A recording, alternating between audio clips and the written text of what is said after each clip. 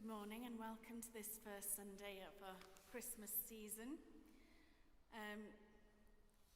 Just an extra announcement to what's on the service sheet, or the sheet of notices with the service booklet today. Canon Sean Rhys-Evans is leaving his roles as Diocesan Secretary and Sub-Dean. And so the Archbishop and Bishop Entley will begin consulting with colleagues on the next steps for the appointment of a new Dean and a new Diocesan Secretary. So any queries are to be directed towards the bishops.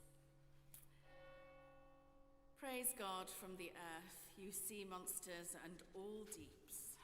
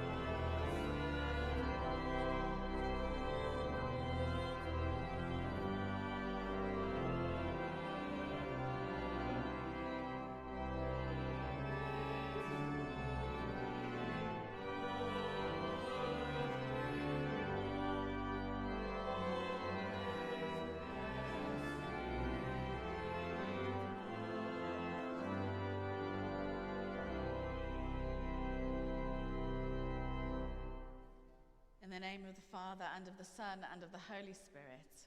Amen.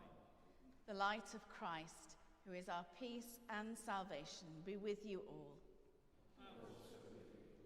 Praise God from the earth, you sea monsters and all deeps.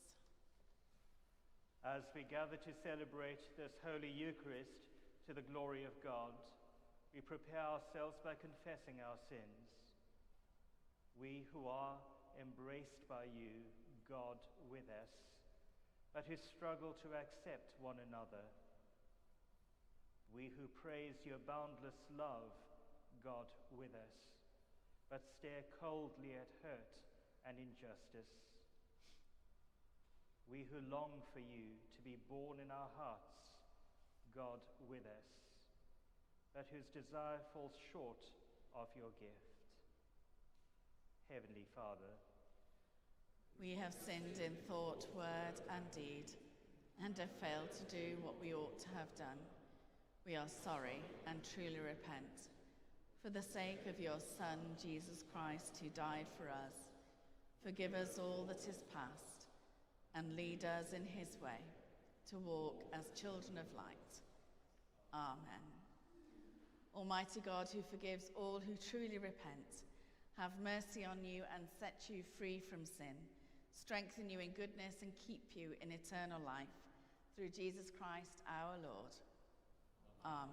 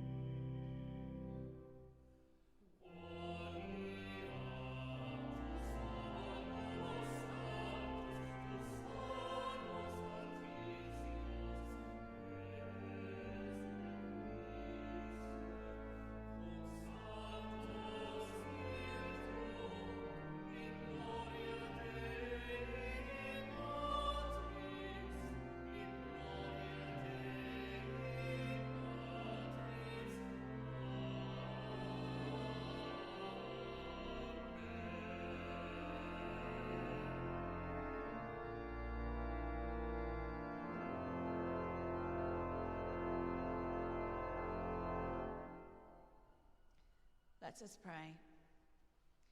Almighty God, who wonderfully created us in your own image, and yet more wonderfully restored us through your Son, Jesus Christ, grant that, as he came to share in our humanity, so we may share in the life of his divinity, who is alive and reigns with you and the Holy Spirit, one God, now and forever.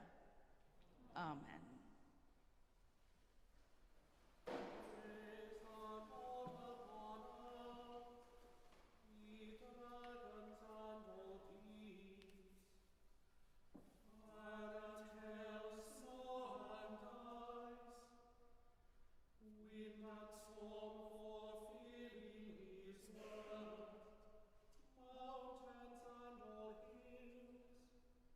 Fruitful trees and all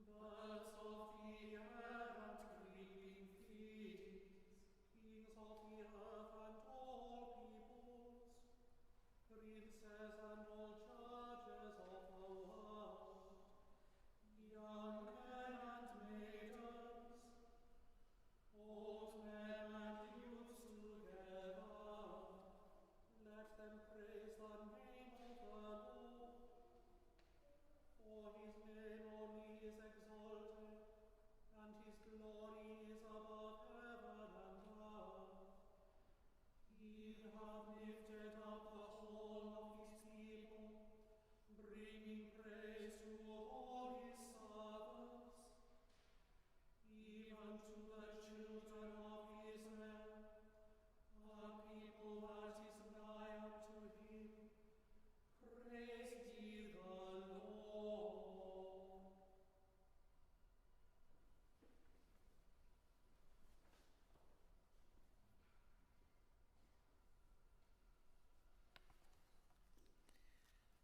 A reading from the first book of the prophet Samuel.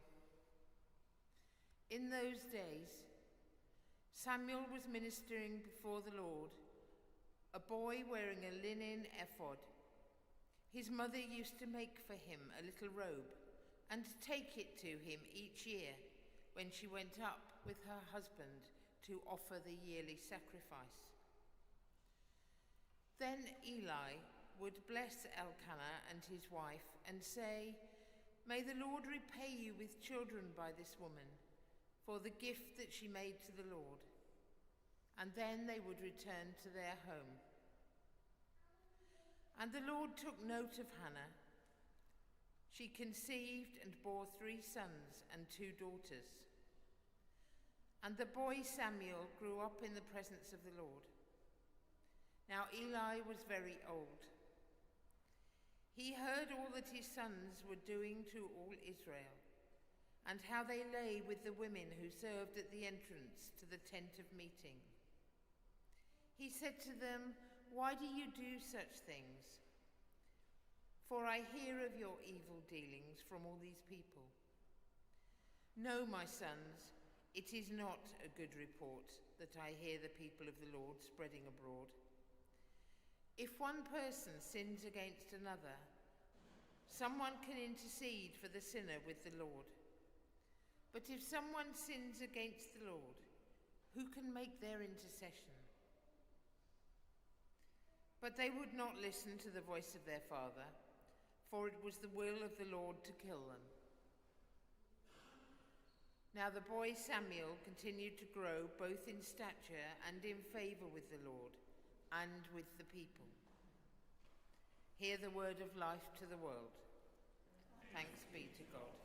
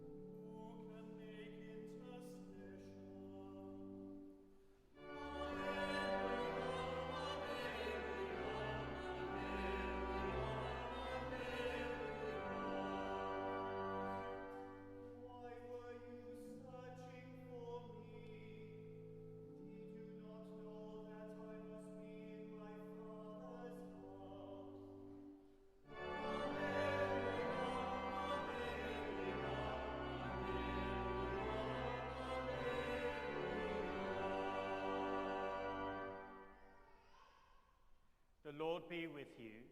And also with you. Listen to the Gospel according to Christ, according to St. Luke. Glory to you, O Lord. At that time, every year Jesus' parents went to Jerusalem for the festival of the Passover. And when he was 12 years old, they went up as usual for the festival. When the festival was ended and they started to return, the boy Jesus stayed behind in Jerusalem, but his parents did not know it. Assuming that he was in the group of travelers, they went a day's journey. When they started to look for him among their relatives and friends, when they did not find him, they returned to Jerusalem to search for him. After 3 days, they found him in the temple, sitting among the teachers, listening to them and asking them questions. And all who heard him were amazed at his understanding and his answers. When his parents saw him, they were astonished. And his mother said to him, "Child, why have you treated us like this? Look, your father and I have been searching for you in great anxiety." He said to them, "Why were you searching for me? Did you not know that I must be in my Father's house?" But they did not understand what he said to them. Then he went down with them and came to Nazareth and was obedient to them. His mother treasured all these things in her heart, and Jesus increased in wisdom and in years and in divine and human favor. This is the gospel of Christ.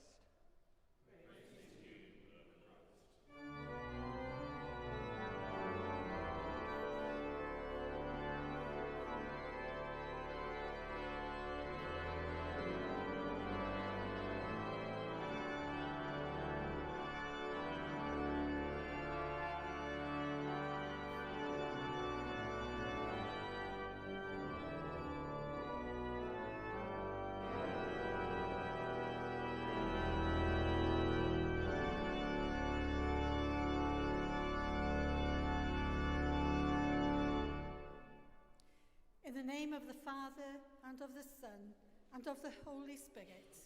Amen. As I was reading the Gospel chosen for today, I realised that it reminded me of a film called Home Alone. I'm sure most of you have heard of this film.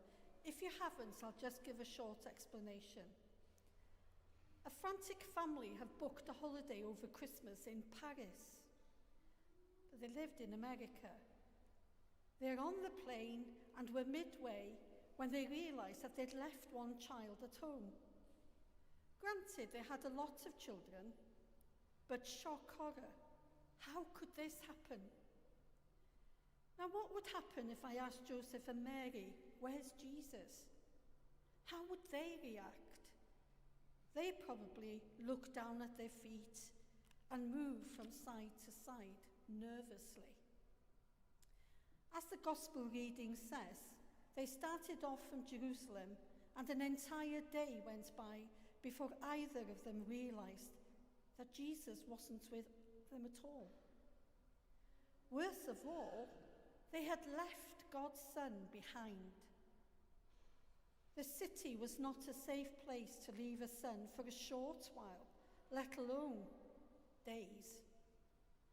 Can it get any worse than to be entrusted with God's Son and then you lose him? Can you imagine how Mary and Joseph felt? Has something similar happened to you?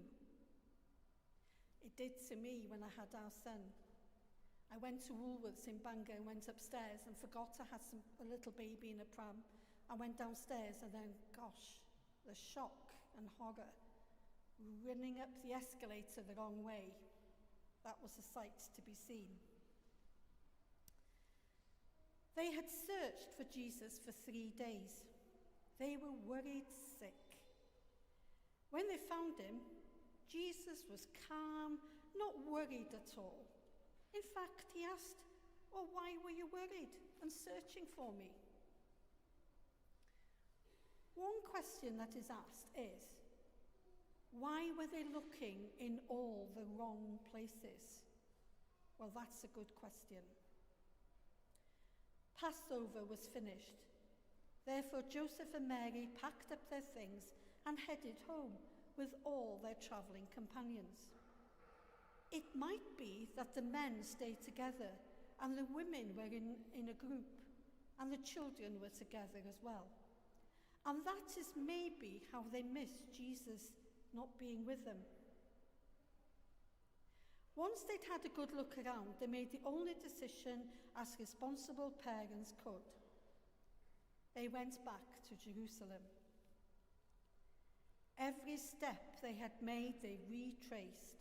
They asked people if they had seen their son. They must have been distraught. After 3 days, they found Jesus in the temple. And Mary asks the question, "How could you do this to us?" But Jesus gently asks, "Well, why were you searching for me?" He had expected more of them. They had searched everywhere except the temple.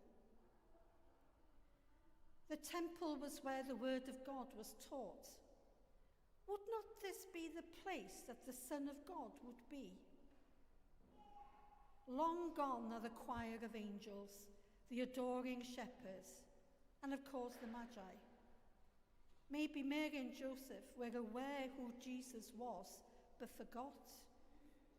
Maybe they thought that their son, they were aware of what he would do and become, but thought it would not happen for years. For certain, they have not yet truly grasped who their son was. Jesus, when a boy, said that the relationship he has with God is like father and son. During his ministry, he repeated this many times. He is the Son and God is the Father. He was 12, and he asserts his relationship uniquely with his heavenly Father. Poor Mary and Joseph failed to grasp this point. Where else would he be but in his Father's house? Have we been looking for Jesus in all the wrong places? Does it take long for us to find Jesus? We could spend our entire lives looking everywhere for Jesus in the wrong place. If we fail to understand who Jesus is and what his mission was, we also can end up like Mary and Joseph, searching in all the wrong places. We can attempt to find Jesus trying to earn enough brownie points to go to heaven. We can attempt to find Jesus in the mystical caverns of our sinful hearts. We can attempt to find Jesus in other religions. We can attempt to find Jesus in the popular spiritual fads of the day. We can attempt to find Jesus on a lake while fishing. The list can go on and on. But if Jesus has not promised to be there, why are we looking for him where he has not promised to be? The good news for us in this Sunday after Christmas is that, like Mary and Joseph, our search has ended. We know where Jesus is. We know Jesus must be about his Father's business. This is his life's mission. He must be doing and concerned about the things of God, his Father. The temple was the place where the divine service of his Father was supposed to be most perfect, where the word God was taught. The temple was called God's sanctuary and even God's house, since there, through his word, showed his presence and he was heard. Therefore, Christ, when he is around us, is about his Father's business and brings us to the Father. Jesus is where we should expect him to be. Jesus brings deity and humanity together in one person and can be found wherever we find God's word. Wherever there are 2 to 3 people gathering to worship in his name, Jesus can be found. He is in the waters of our baptism. He will whisper through the pages of Holy Scripture. He can be found truly present with the bread and the wine for you to eat and drink. He can be found in the love and fellowship you experience with your fellow Christians. He can be found in your neighbours to love and serve. Our Lord's word and sacraments have been a constant hope, sustenance, and strength over the last few years. These gifts from God will also be present for us all in the future. Why, do we ask? The Lord has promised to neither leave us nor forsake us. He will be with us to the end of the world as we gather as the church in our baptisms with the bread and wine and in the word. Be happy today because we have found Jesus. Amen.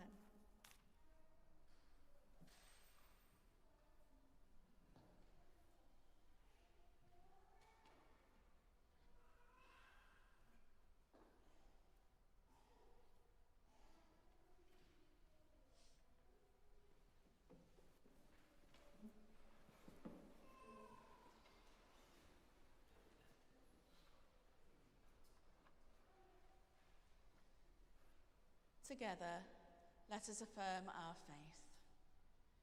I believe and trust in God the Father, who created all that is. I believe and trust in his Son, Jesus Christ, who redeemed humankind. I believe and trust in his Holy Spirit, who gives life to the people of God.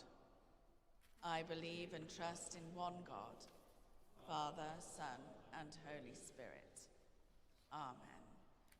With all our hearts and with all our minds, let us pray to God.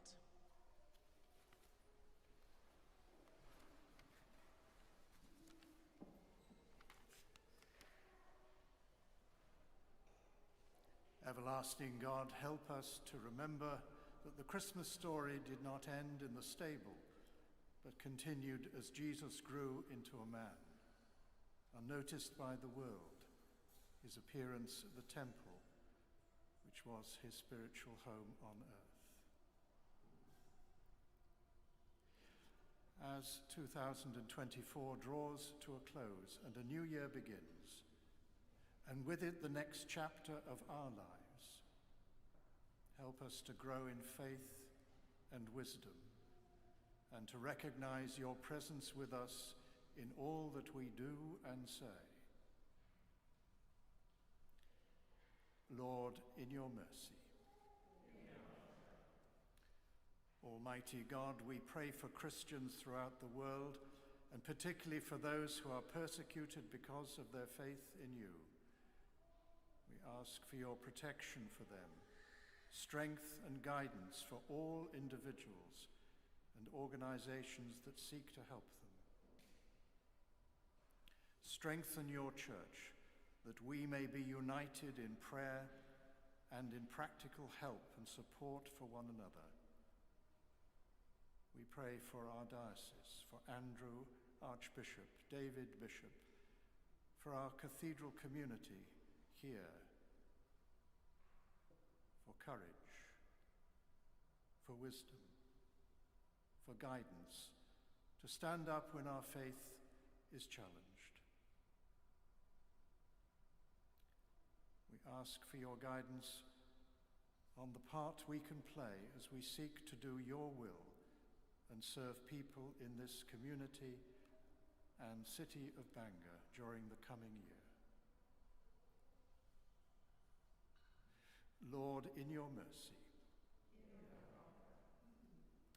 Creator God, we pray for people of every race and in every kind of need. May your ways be known on earth, your saving power among all nations. We pray today for all nations and organizations that are striving to find peaceful solutions to the wars taking place in so many parts of the world.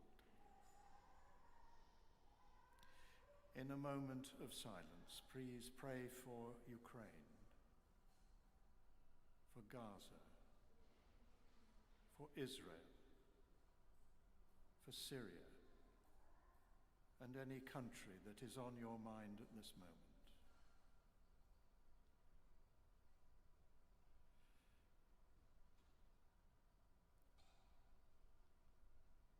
God, in your mercy. Father God, we see in today's story of Jesus the same problems that we so often face, to follow your call whilst at the same time pleasing our families and friends. Sometimes we are unable to do both.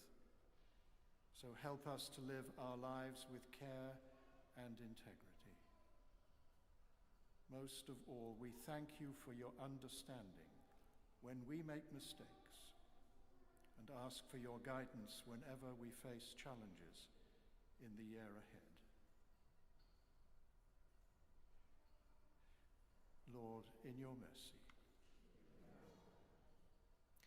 Loving God, we pray for all who are suffering in body, mind, or spirit.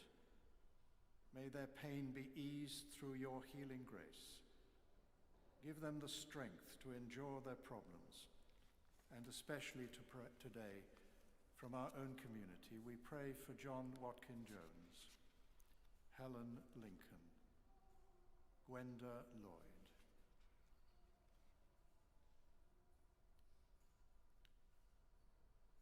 Comfort them with your presence and help them to hold on to the knowledge that your Son Jesus understands the pain of human suffering. And in a moment of silence, please pray for one person who you know who needs God's healing power today.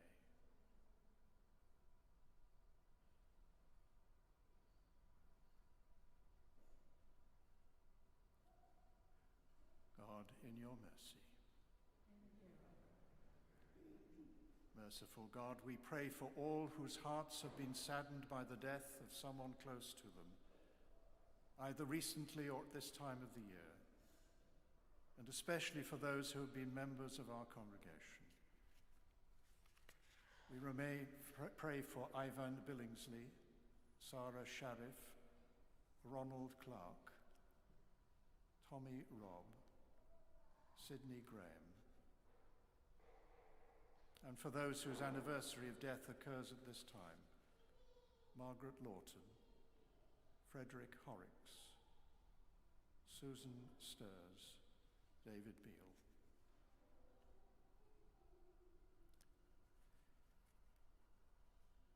Rest eternal grant unto them, O Lord, and let light perpetual shine upon them. May they rest in peace and rise in glory.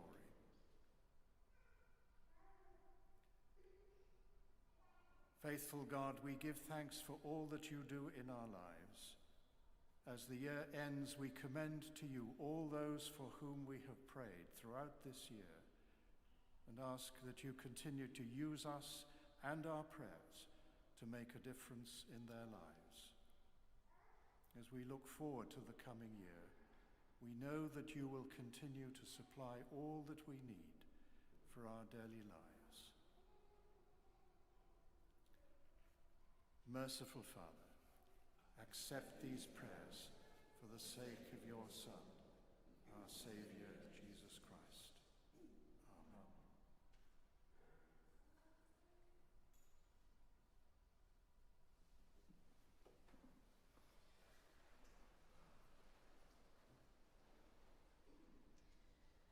Glory to God in the highest heaven, and on our earth peace to all in whom he delights. The peace of the Lord be always with you. And also with you. We share a sign of peace. Peace be with you.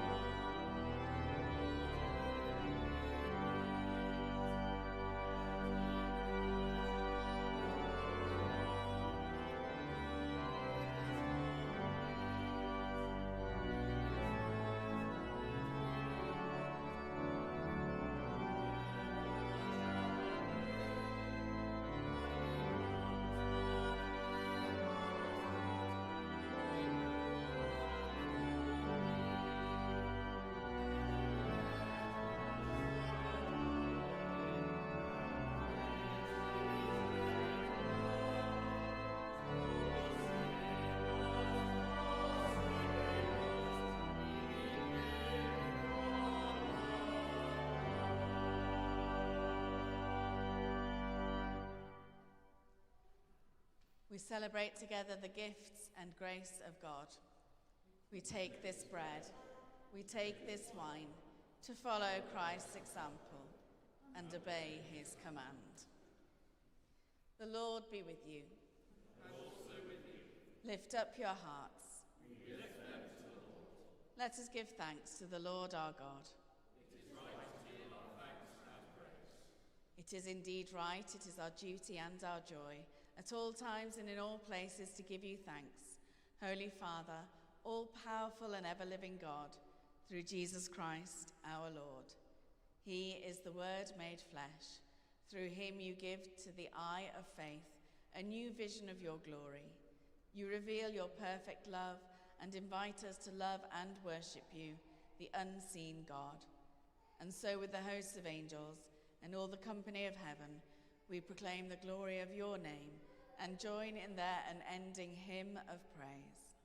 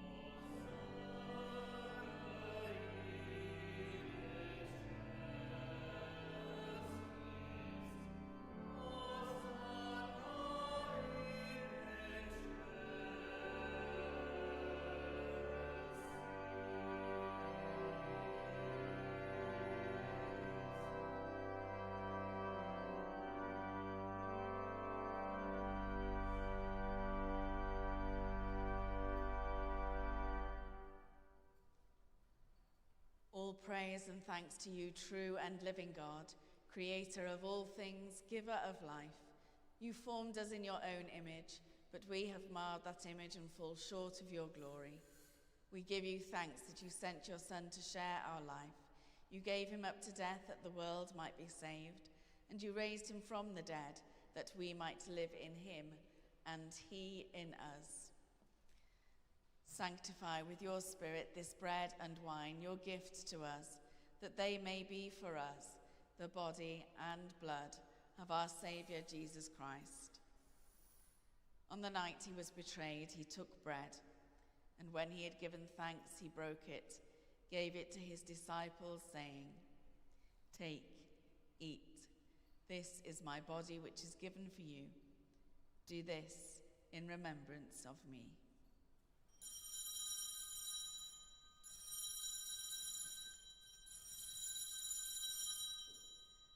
In the same way, after supper, he took the cup, And when he had given thanks, he gave it to them, saying, "Drink from this, all of you, for this is my blood of the new covenant, which is shed for you and for many for the forgiveness of sins. Do this as often as you drink it, in remembrance of me."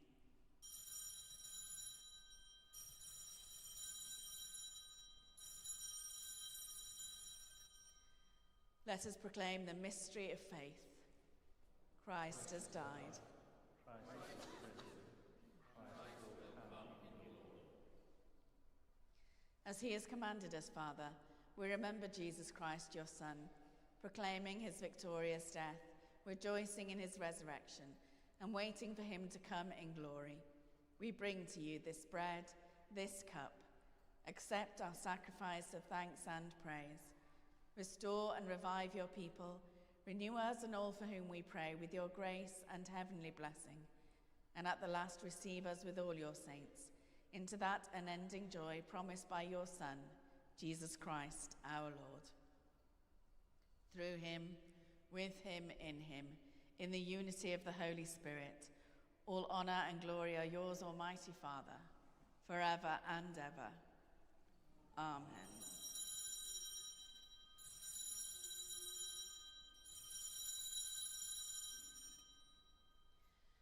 As our Saviour taught us, we boldly pray.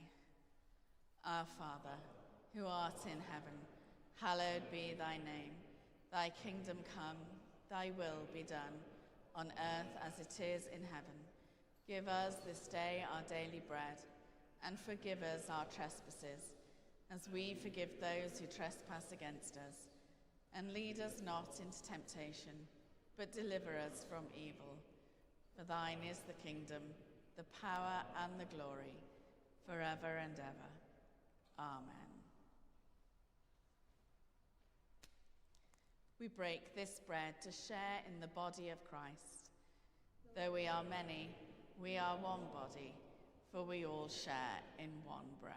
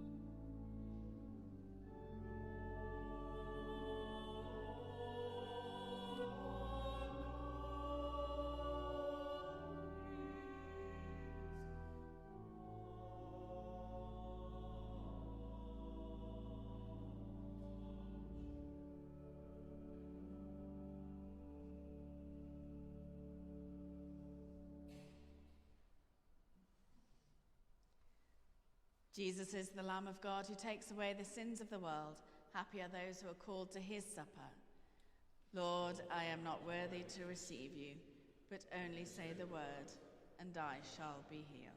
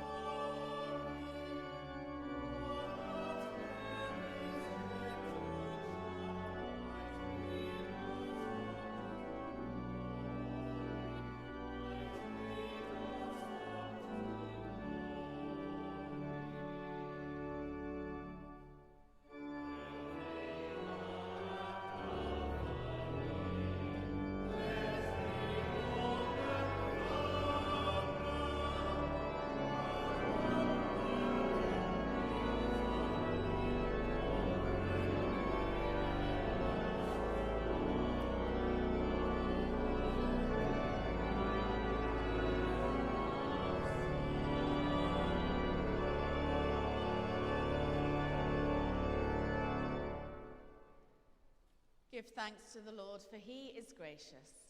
His love is everlasting. Heavenly Father, whose blessed Son shared at Nazareth the life of an earthly home, help your church to live as one family, united in love and obedience, and bring us all at last to our home in heaven, through Jesus Christ our Lord. Amen. The Lord be with you. And also with you. Christ, who by taking our flesh gathered into one all things earthly and heavenly, fill you with his joy and peace, and the blessing of God Almighty, the Father, the Son, and the Holy Spirit be among you and remain with you always. Amen. Rejoicing in the Word made flesh, go in peace to love and serve the Lord. In the name of Christ. Amen.